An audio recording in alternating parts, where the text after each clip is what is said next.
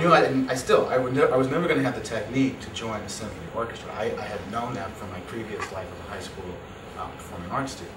But I also knew that there was room for what I do. It wasn't going to be about the violin. It was going to be about my violin. And I came to that decision pretty early on. I started experimenting pretty early on. And at the same time, though, I mean, I learned Mozart and Brahms and Bach and all these studies, and I pay. I mean, if you really listen to what I'm doing, I hope you can hear echoes of my technique, or at least my studies. I say echoes. Whether or not they're in tune is another story. But you know, I'm operating within the classical music tradition of extended techniques, almost in everything that I do. My business model is an extended technique of a traditional American-style mom-and-pop shop, small business. And this is a custom instrument. It has a it has a pickup, so it can be used electronically. I can plug it into my effects pedals and also into my laptop. It's got E, A, D, G, like a regular violin, C like a viola, F like a cello, in the cello range. You can see the difference. Good old-fashioned 4-string violin, which is old-fashioned, and good old-fashioned 6-string violin. So I co-designed this with Eric Aceto. It's got several bass bars. It solves a lot of problems. So I travel a lot. Sometimes I can't travel with 2 instruments. So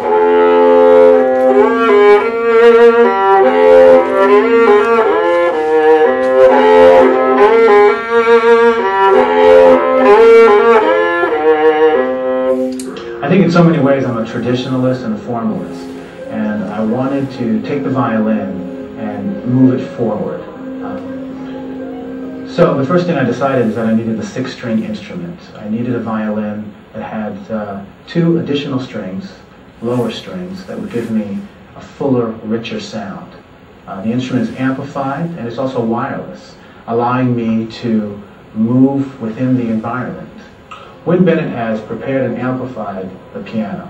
She uses 2 mallets and plays inside.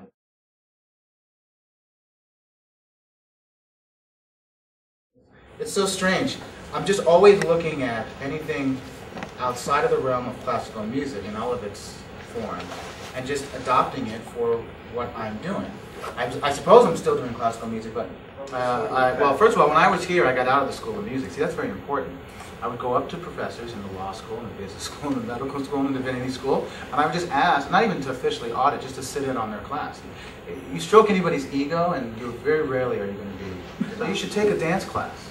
You really should. I mean, you need to spend these next 4 years taking in as many different experiences as you can. It's all about perspective.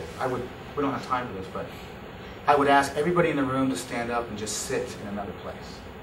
The room would feel different. The energy would change. You know, now what happens when you take a class, or you go to a school, or you go to a place that isn't necessarily comfortable? You know, what happens when you go over that bridge, over Cumberland, the Cumberland River? What happens? Go downtown on Broadway, walk up and down at 2 o'clock in the morning. You know, the Sommet Center last night was rocking with Metallica.